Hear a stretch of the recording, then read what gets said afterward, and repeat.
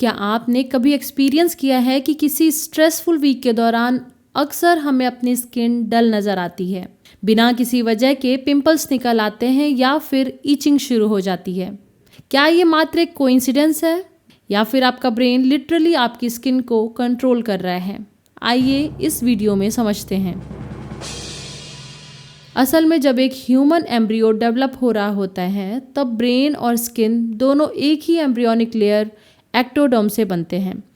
इसलिए जब brain stress में होता है तो आपकी स्किन उसे मॉलिक्यूलर लेवल पर फील करती है और आपका ब्रेन और स्किन के बीच इसी लाइफ लॉन्ग बायोलॉजिकल कम्युनिकेशन को स्किन ब्रेन एक्सिस कहा जाता है। जब हम क्रोनिक स्ट्रेस या एंजाइटी फील करते हैं तो ब्रेन का एमिगडाला एक्टिवेट होकर हाइपोथैलेमस को सिग्नल भेजता है।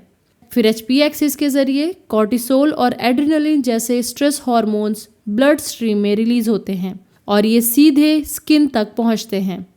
सबसे पहले एड्रेनलिन स्किन की ब्लड वेसल्स को श्रिंक करता है ताकि मसल्स को ज़्यादा ऑक्सीजन मिल सके। ब्लड फ्लो में अचानक कमी की वजह से आपको घबराहट महसूस होती है और आपकी स्किन तुरंत पीली और डल दिखाई देने लगती है। लेकिन असली नुकसान कॉर्टिसोल करता है। कॉर्टिसोल स्किन की सबसे आउटर लेयर स्ट्रेटम कॉर्नियम तक पहुंच जाता है और स्किन बैरियर को धीरे धीरे तोड़ने लगता है।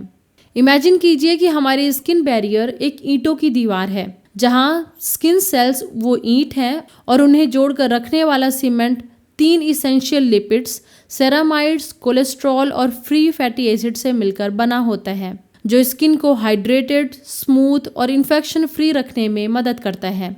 लेकिन कॉर्टिसोल यानी स्ट्रेस हार्मोन उन जीन्स को सप्रेस कर देता है जो ये लिपिड्स बनाते हैं, जिससे स्किन का प्रोटेक्टिव सीमेंट धीरे धीरे खत्म होने लगता है। दीवार में दरारें पड़ने लगती हैं और ट्रांस एपिडर्मल वाटर लॉस यानी स्किन के अंदर का पानी तेजी से बाहर निकलने लगता है, जिसकी वजह से स्किन ड्राई, रफ, सेंसिटिव और इरिटेटेड हो जाती है। इतना ही नहीं, बैरियर कमज़ोर होते ही एलर्जेंस और इरिटेंट्स आसानी से स्किन के अंदर घुस सकते हैं और इसके जवाब में स्किन की nerves ending substance P release करती हैं, जो इम्यून सेल से हिस्टामाइन रिलीज करवाता है। यही मॉलिक्यूलर चेन रिएक्शन स्ट्रेस के दौरान होने वाले हाइव्स, रोसेशिया फ्लेयर-अप्स और सीवियर ईचिंग का कारण बनते हैं। वहीं दूसरी तरफ स्ट्रेस केवल स्किन को नहीं बल्कि आपके गट माइक्रोबायोम यानी ब्रेन गट स्किन एक्सिस को भी बदल देता है। इससे पूरे शरीर में इन्फ्लेमेशन बढ़ता है और यही इन्फ्लेमेशन कॉर्टिसोल के साथ मिलकर सीबेशियस ग्लैंड को ओवर एक्टिवेट कर देती हैं। अब ये ग्लैंड्स ज़्यादा थिक इन्फ्लेमेटरी ऑयल बनाना शुरू करती हैं, जो पोर्स को ब्लॉक करके पेनफुल सिस्टिक एक्ने और दूसरे इन्फ्लेमेटरी स्किन प्रॉब्लम्स को ट्रिगर करते हैं। जैसे एक स्टडी में रिसर्चर्स ने मेडिकल स्टूडेंट्स पे 2 अलग अलग टाइम पे टेस्ट किया। पहला विंटर वेकेशन के बाद और दूसरी बार फाइनल एग्जाम्स में स्ट्रेस के दौरान।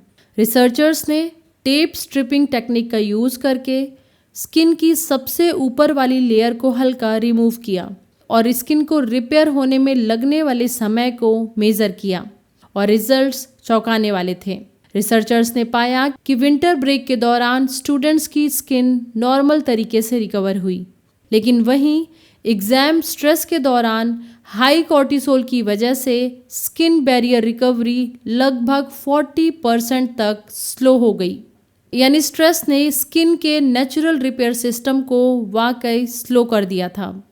वैसे तो स्ट्रेस मैनेजमेंट के लिए मेडिटेशन, एक्सरसाइज और अच्छी डाइट तो ज़रूरी है ही, लेकिन सवाल ये आता है कि जो मॉलिक्यूलर डैमेज कॉर्टिसोल कर चुका है क्या उसे रिवर्स किया जा सकता है? दरअसल स्ट्रेस और कॉर्टिसोल ने स्ट्रेटम कॉर्नियम के लिपिड मैट्रिक्स को तोड़ दिया है, इसलिए हमें इसे बाहर से रिपेयर करना होगा।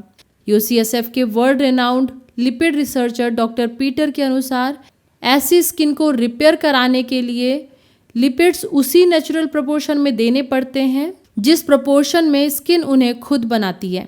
सेरामाइड्स, कोलेस्ट्रॉल और फ्री फैटी एसिड्स का 3:1:1 रेशियो।